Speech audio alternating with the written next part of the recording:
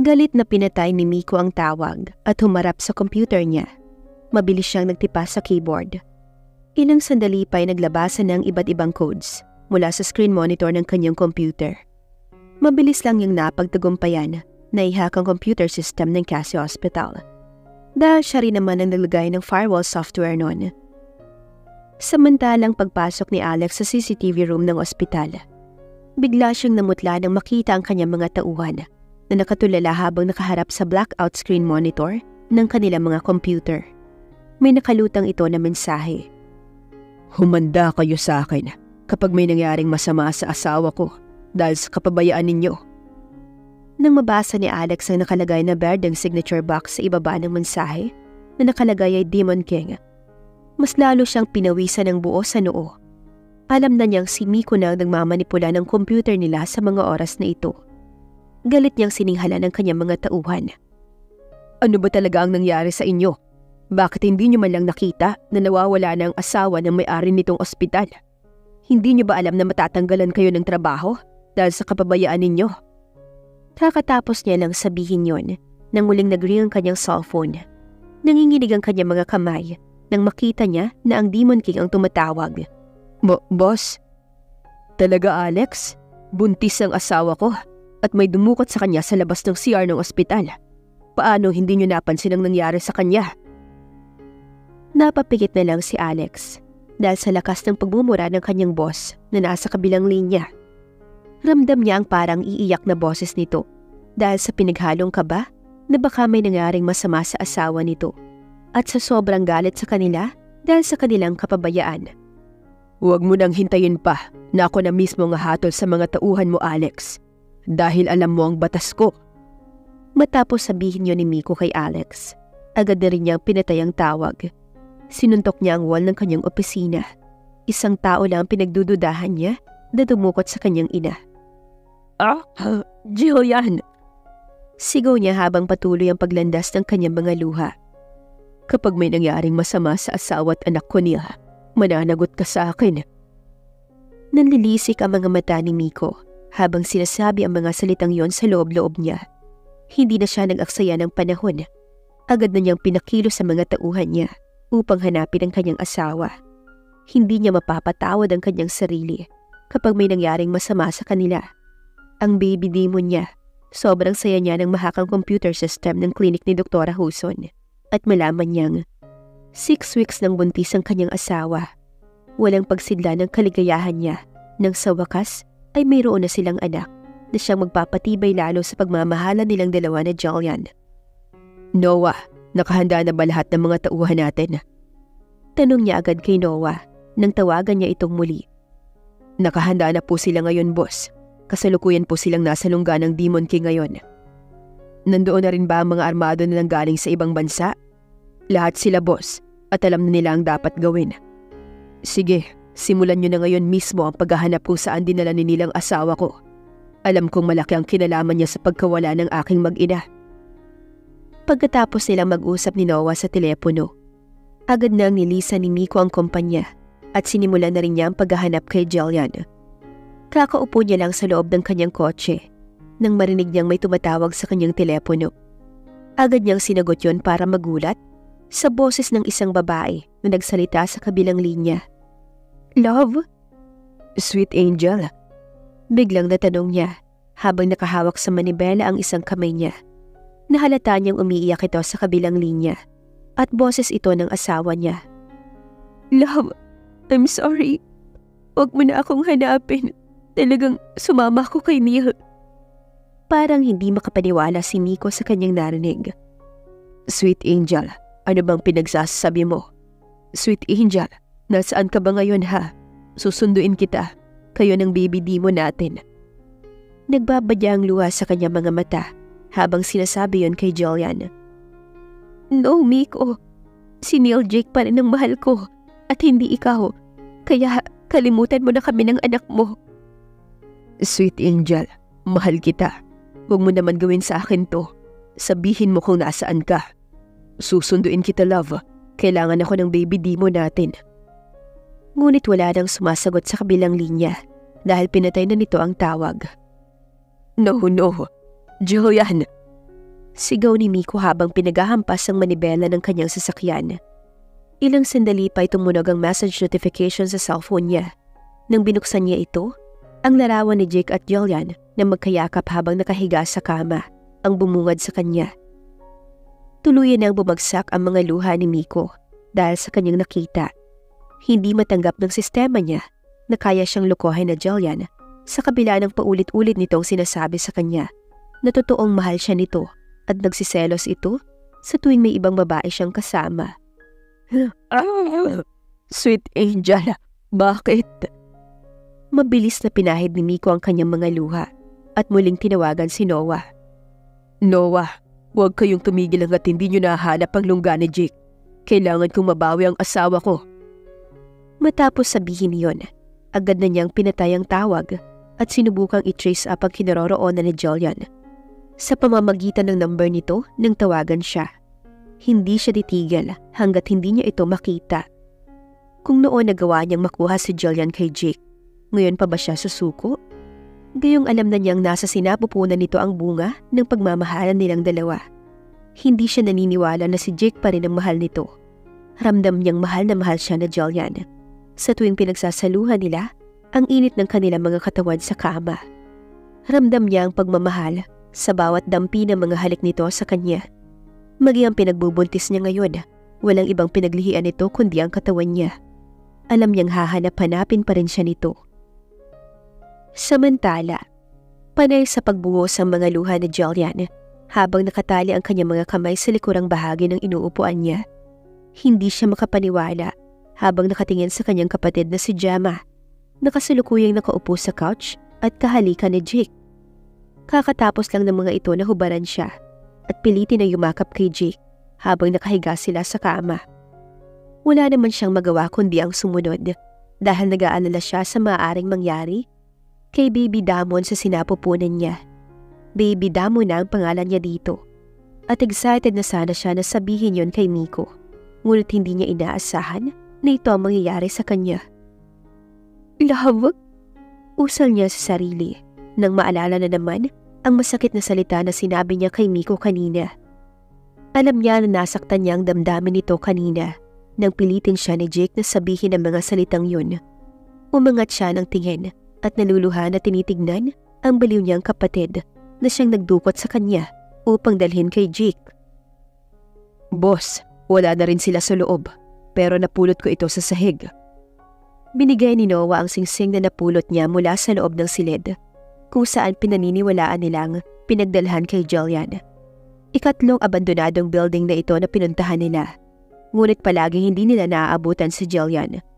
Bumagsak ang mga luha ni Miko nang makita ang wedding ring nila ni Jillian ang napulot ni Noah. Sobra na siyang nag-aalala kung ano nang nangyari sa kanyang mag-ina. Nagwawala si Miko. Lahat ng makikita niya ay hinahagis niya sa kung saan. Hindi niya alam kung bakit alam ni Jake palagi ang mga plano niya. Kailangan niyang makaisip ng paraan. Ha. Akala mo masusundan mo ko? Ilang taon akong nag-aral bilang hacker para pantayan ka, Miko. Dahil sa pagiging hacker mo noon, kaya natunto ng mga magulang mo ang mga magulang ko at tinapos. Uubusin ko ang lahat ng lahi niyo.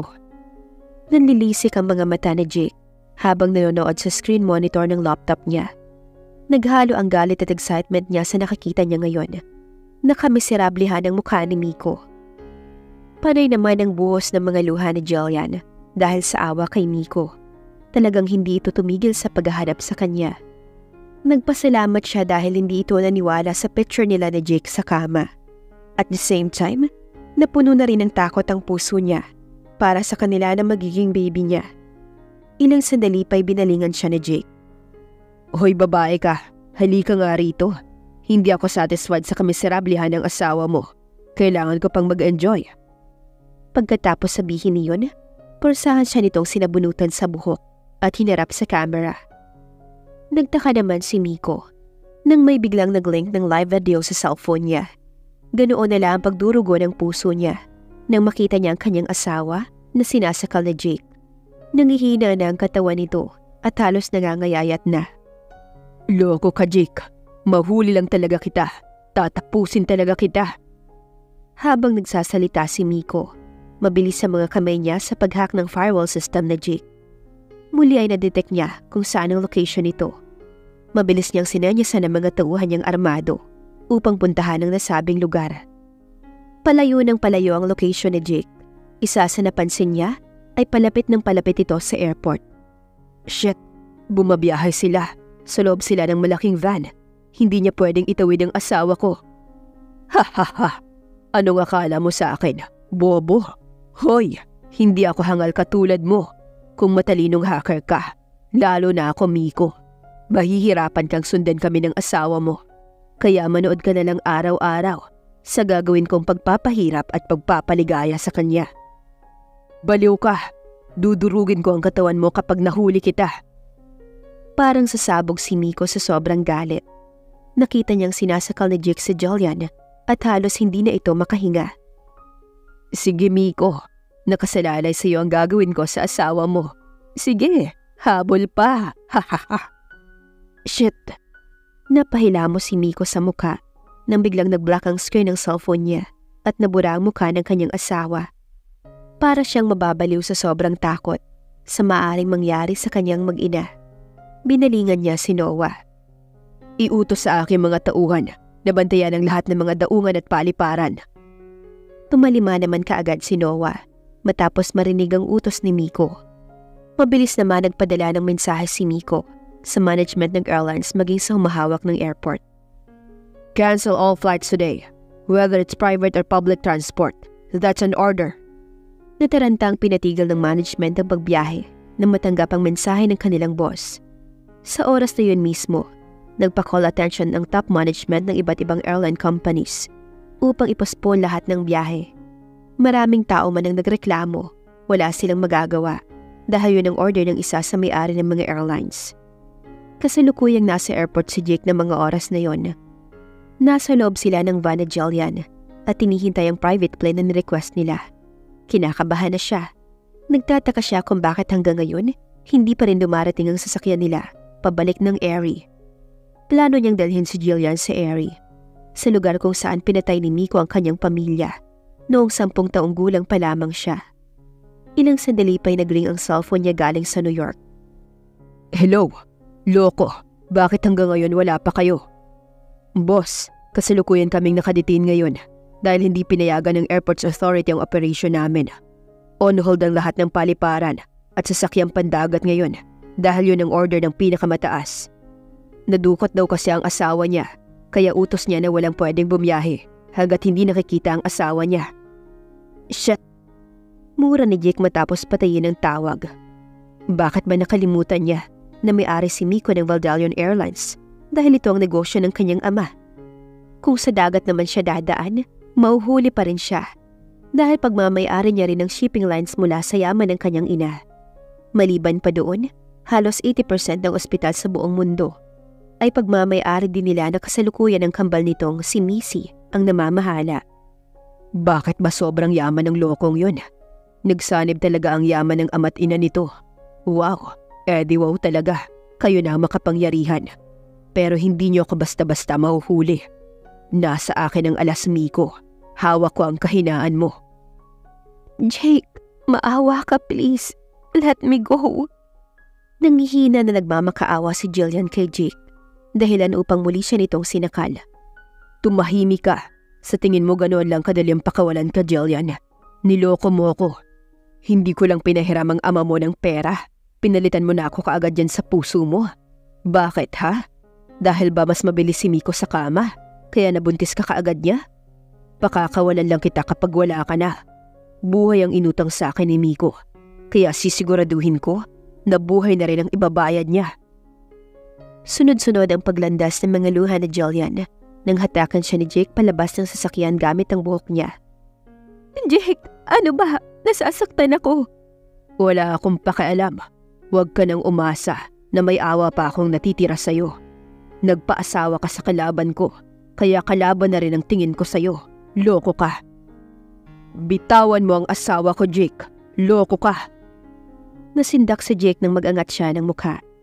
Nakita niya ang halos lahat ng mga enforcement na tinawag ni Miko at napapalibutan siya ng mga ito. Shit! Nanlilisik ang kanyang mga mata. Nahinila ang katawan ni Jillian upang ipang-cover sa kanyang katawan. Mabilis niyang tinutukan ito ng armas sa noo.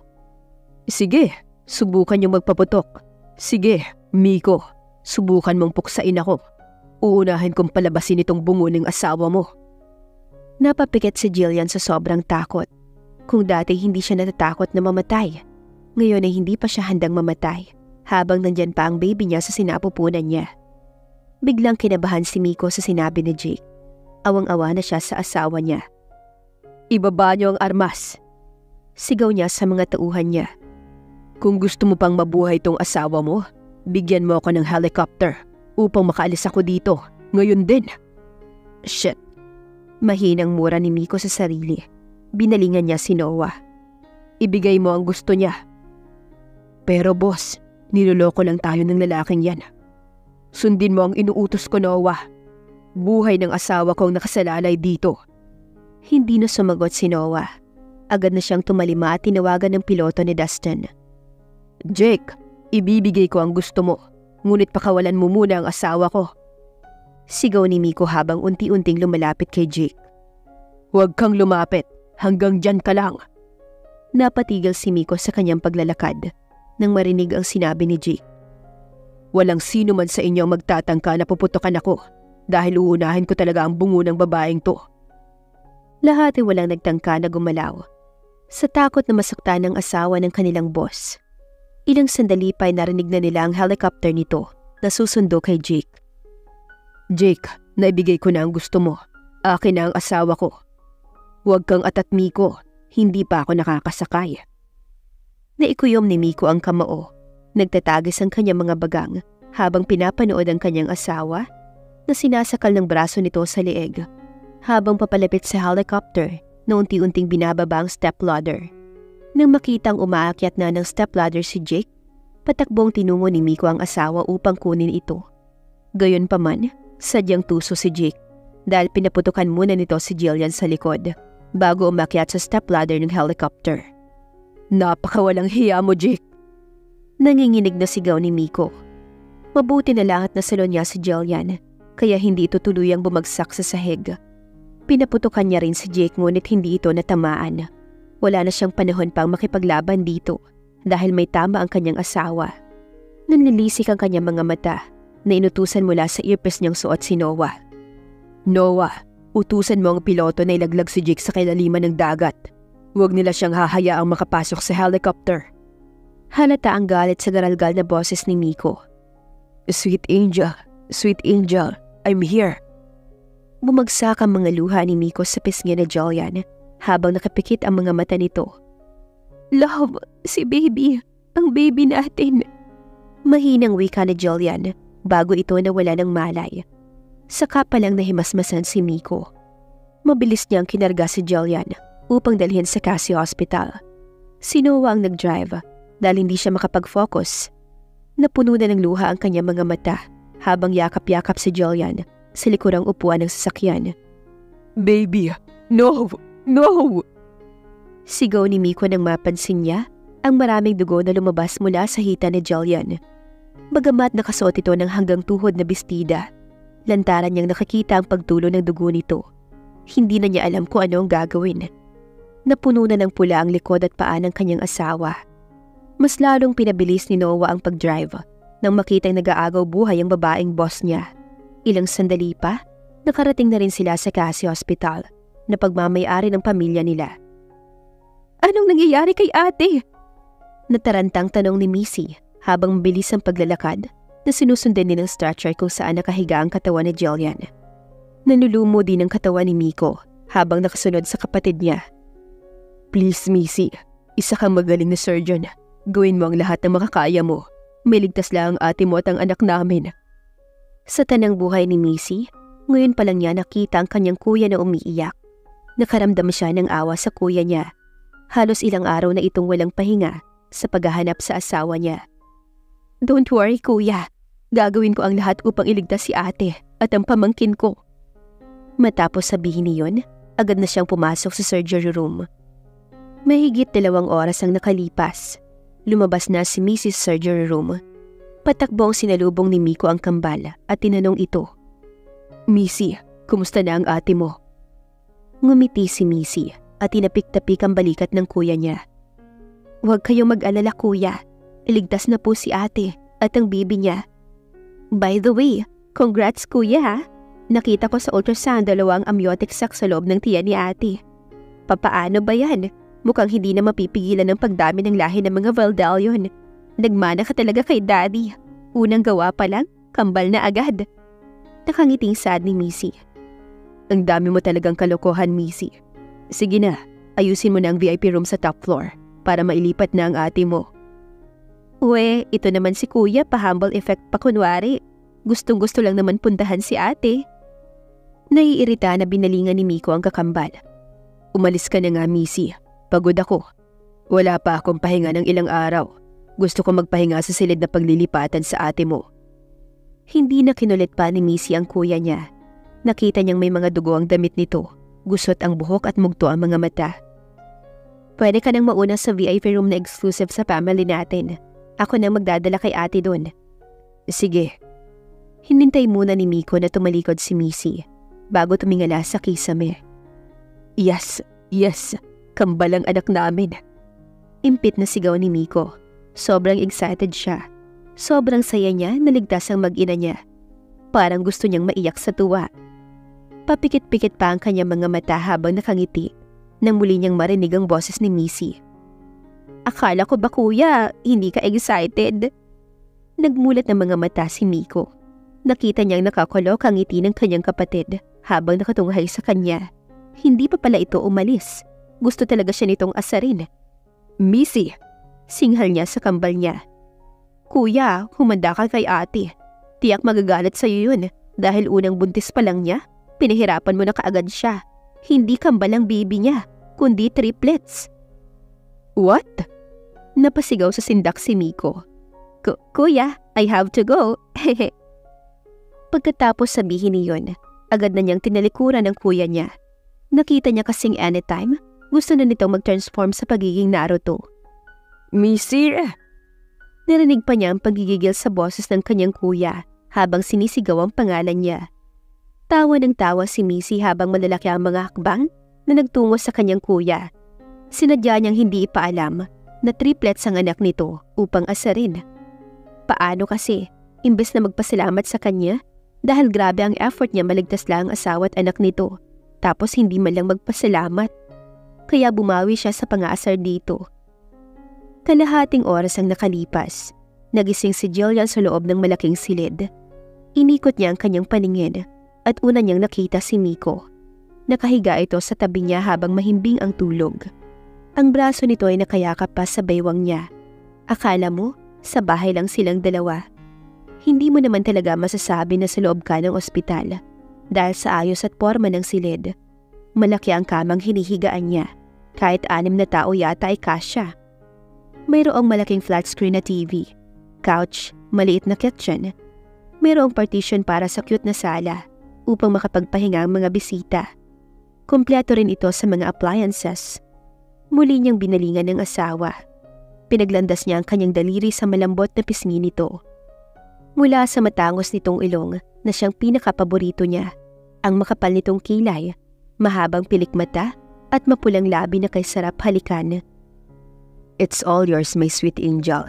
Hindi mo na kailangan pang titigan. Baka matunaw na ako niyan. Pilyong wika ni Miko. Kanina pa pala ito gising at pinapanood lang ang asawa niya habang nakatitig sa kanya. Ang kaninang labi na tinititigan lang ni Jillian, ngayon ay kusa nang lumapat sa labi niya at masuyo siyang hinalikan. Miko, I'm sorry. Ang sinabi ko sa iyo noon. Muli siyang siniil ni Miko ng mainit na halik sa labi upang tumigil siya sa pagsasalita. I know, sweet angel. Hahanapin pa ba kita kung naniniwala ako sa sinabi mo na hindi mo ako mahal? Alam kong napipilitan ka lang kaya mo nasabi yun. I'm sorry. Nadamay ka sa gulo namin ni Jake. Tuluyan nang bumagsak ang luha ni Jillian. Humiga siya sa braso ni Miko at mahigpit na yumakap. Hinayaan niyang ibuhos ang luha niya sa dibdib nito. Hey, bakit ka umiiyak? Makakasama yan sa mga baby natin. Umangat ng mukha si Jillian dahil sa narinig. Nagtatanong ang kanyang mga mata habang nakatingin kay Miko. Mga baby? Ngumiti si Miko sa kanya at hinalikan siya sa noo. Yes, my sweet angel. Triplets ang baby natin. Napanguso si Jillian habang nagsasalita ang asawa niya. Hindi niya akalain na ganito pala kabilis magparami ng lahi si Miko. Baka pag tumagal pa, tinalo pa niya ang palahi ang baboy nito sa sobrang dami ng biik. Miko, sa susunod sa labas ng silid ka matutulog. Sabay talikod sa asawa niya. Sweet angel, bakit naman? Kinakabahan na tanong nito. Paano ba naman yan? Isang putok lang, 3 agad. Hindi mo naman ako tutulungan na umire, hindi ba? Nakamot ni Miko ang ulo dahil sa sinabi ng asawa. Mukhang grounded yata siya nito pag uwi ng bahay. Sweetheart. Masuyo niyang pinaharap si Jillian sa kanya.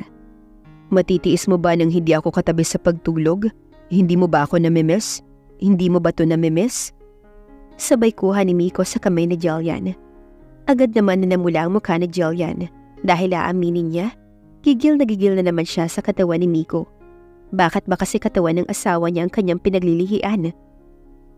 Sigurado ka bang gusto mong tumabi sa akin sa pagtulog? Hindi ka ba natatakot? Baka hindi ka na naman makatayo kinabukasan. Sabihin mo lang, dahil ngayon pa lang, I can't resist myself. Sagot niya kay Miko, kaya ito ay biglang kinabahan.